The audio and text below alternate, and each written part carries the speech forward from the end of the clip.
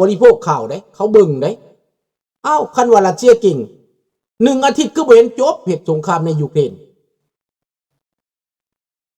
ต่อมาแล้วนาโต้บ่มีน้ำยาเพิ่นว่าข่าวไทยเว้าได้ข่าวซ่องใหญ่ได้แล้วก็นักวิชาการใหญ่ได้เว้านี่นะเรียนจบจากรัสเซียผู้ใดมาได้เรียนจบจากรัสเซียมาได้นักวิชาการเพิ่นว่ารัสเซียเต็งฝ่ายนาโต้บ่มีหยังอเมริกาบ่มีหยังมาบัดนี้4 ปีสิเข้ามาแล้วได้รัสเซียตายไปล้านกว่าคนรถถังมุนบึ๊ดเขาสรุปมาเมื่อวานนี่ว่า 14,000 คันรถถังรัสเซียตายคนนั้นล้านกว่าคนจนบ่มีทหารสิมาลบทหารเช่นก็ยอมรับสารภาพทหารกาซักก็รับสารภาพคนรัสเซียเองก็รับสารภาพว่าสู้ยูเครนบ่ได้ยูเครนนี่มันอึดจังจริงเลยว่าสั่นจังเลยมันสู้แล้วโดรนมันก็สู้เริ่มต้นยูเครนใส่โดรนก็ยังบ่ประสบปานใดเดี๋ยวนี้ยูเครนใส่โดรนกับหลบทหารพื้นดินกับโดรนกับปืนใหญ่ประสานงานกันพร้อมด้วยอาวุธที่ทันสมัยเจวลินเอ็นโลกุสตาแล้วก็ลูกเบ40แขวนใส่โดรนฮันไปตำเอารถถังรถซารัสเซียตายนี่ยูเครนในตอนนี้ปรากฏว่าอเมริกาไฟเขียวจะซีแมนหรือบ่แมนเด้อไปฟังเอาอีกข้าพเจ้าได้ข่าวมาใหม่ๆคืนนี้ว่าอเมริกาไฟเขียวให้ลูกจรวดที่ยิงไปได้ไกลถึง 1,500 กิโลเมตร 2,000 กิโลเมตรนะลูกมีทรายยิงไก่โทมฮอคแล้วจรวดโทมฮอคนี่เป็นว่าแม่นยำที่สุดจะยิงใส่รัสเซียบ่อนใดก็ได้ยินข่าวว่าไฟเขียวแล้วยูเครนสามารถยิงได้ตั้งแต่ก่อนนั้นอเมริกากำหนดห้ามยิงใส่รัสเซียโดยตรง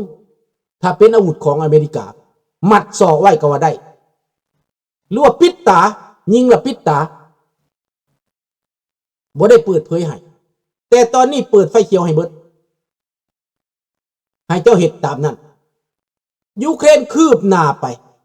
ปิดล้อมรัสเซียได้นั่นแหละโทมฮอคนั่นแหละโทมฮอคนี่ก็เป็นอันหนึ่งที่ว่ามันเป็นข่าวคืบหน้าข่าวใหม่ๆแต่เบิ่งเอาพี่น้องแล้วถามว่ารัสเซียสิไปทางไหนละบัดนี้ถ้าว่าโทมฮอคไปเฮ็ดแล้วสิไปทางไหน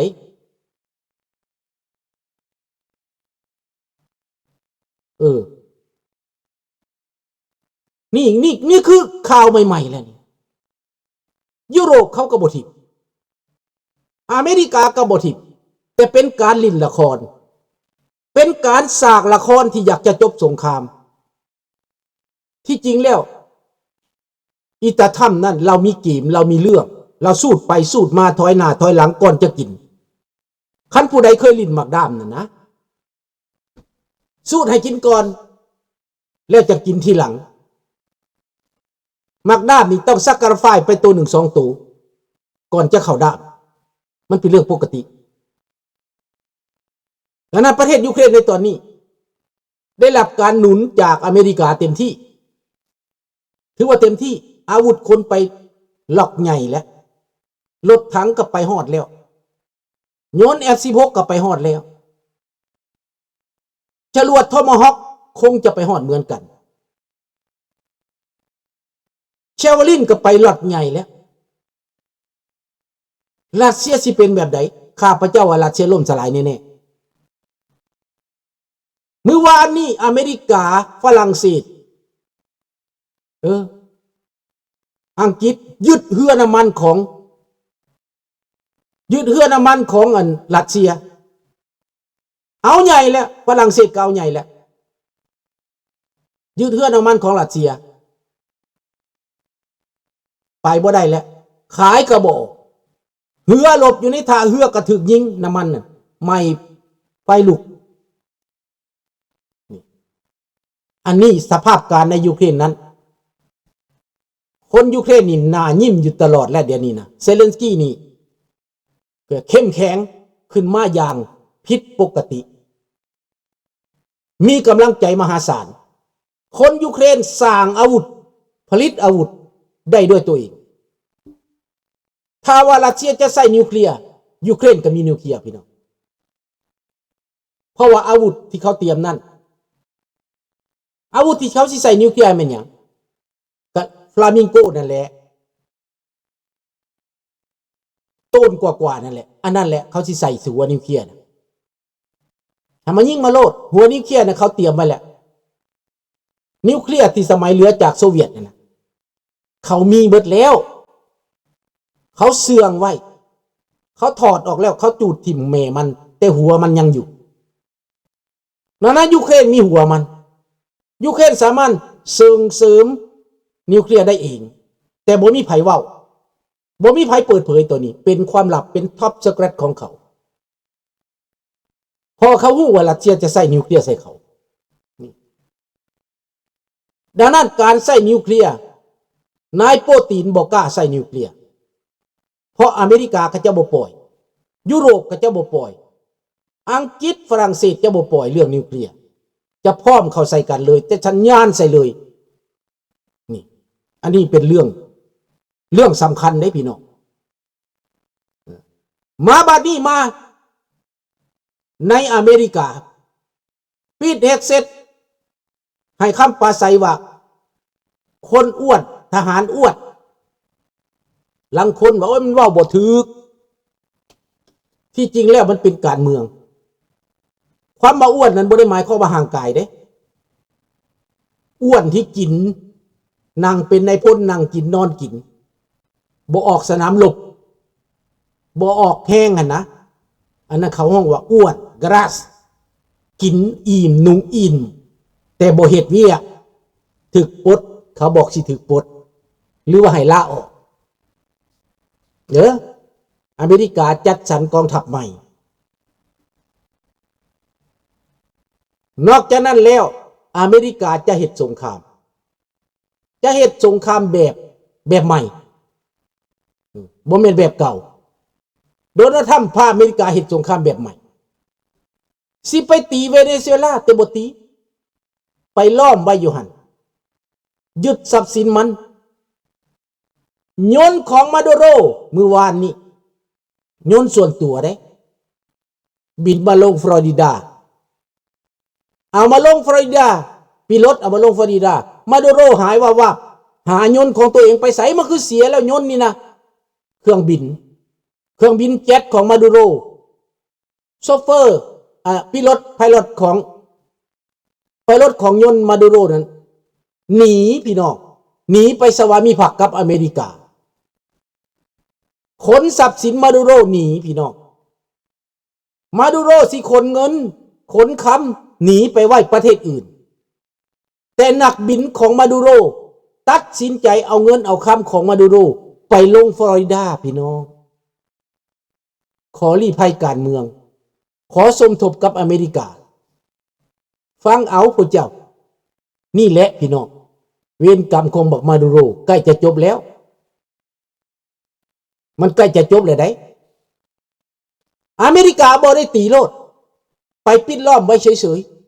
ๆล้อมจนเจ้าอยู่ยากจนเจ้าหนหวยจนเจ้าอึดเจ้าอยากและกระส่งเสริมฝ่ายข้างกองทัพของฝ่ายข้างฝึกซ้อมกองทัพฝ่ายข้างขนอาวุธให้กองทัพฝ่ายข้างหนุนฝ่ายข้างให้ล้มอำนาจ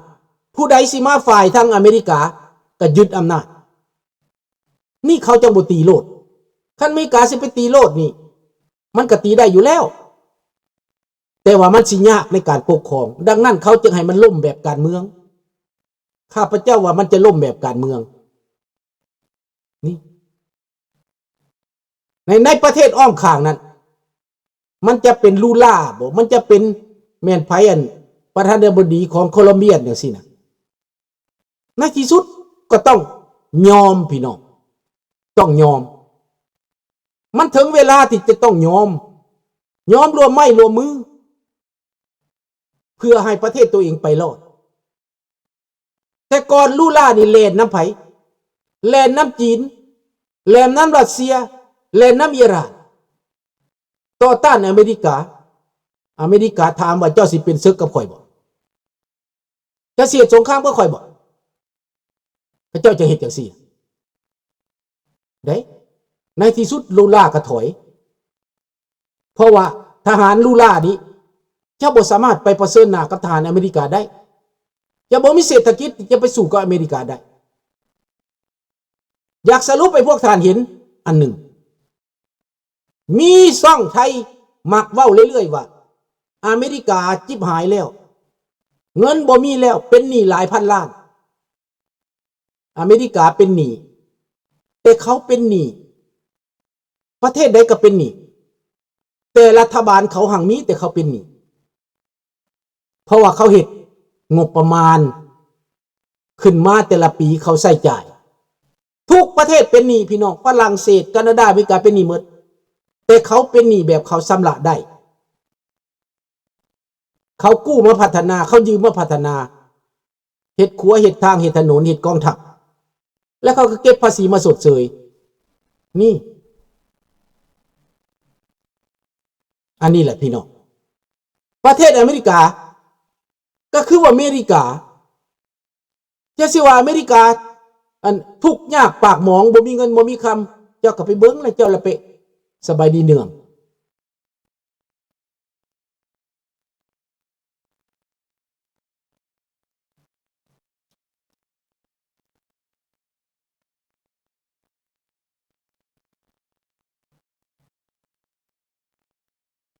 อันนี้แหละพี่น้อง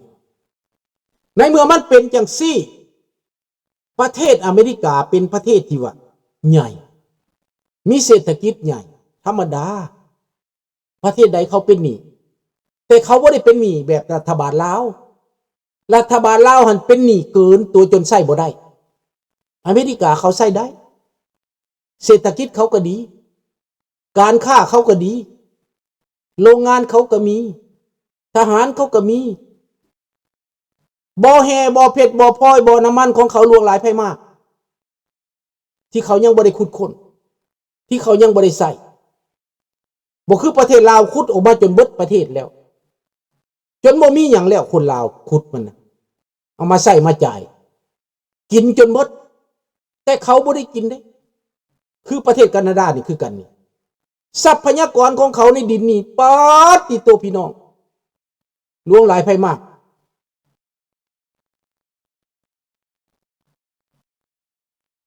ลวงหลายไผมาก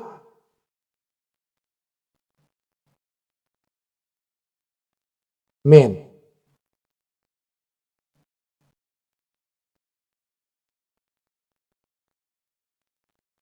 เขามีคำสำรองหลายพันต้นแม่นบ่แม่น 8,000 ต้นพุ่นบ่เขามีน่ะลุงโพ 10,000 ต้นคำอเมริกาสำรองไว้เงินสำรองบ่แม่นน้อยอีกนี่อันนั้นแหละเขามีทรัพยากรสำรองอีกดังประเทศแคนาดาที่หลานเว้านั่นแหละว่าแคนาดาถ้าจะขายเบิดน่ะเขามีเบิดทุกอย่างแห่ธาตุเขาก็มีแต่เขาบ่ได้ขายเบิดเด้เขาบ่ได้ขุดก้นเขารักษาอย่างอินแทครักษาเขาบ่ให้แตะจักดีเขาให้รักษาไว้รุ่นลูกรุ่นหลานเขารักษาภูมิประเทศเขารักษาความสะอาดประเทศเขาป่าไม้คือกันต้นไม้คือกันนี่อยู่ในวัดนี่สิเสียดเดินวัดทั้งหลังสิขยายต่อไปต้องได้ไปขอเมืองเขาได้สิตัดทางเขามา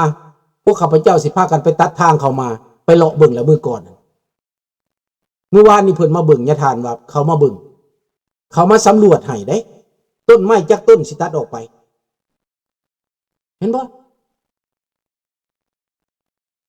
12,000 ต้นพุ่นประตู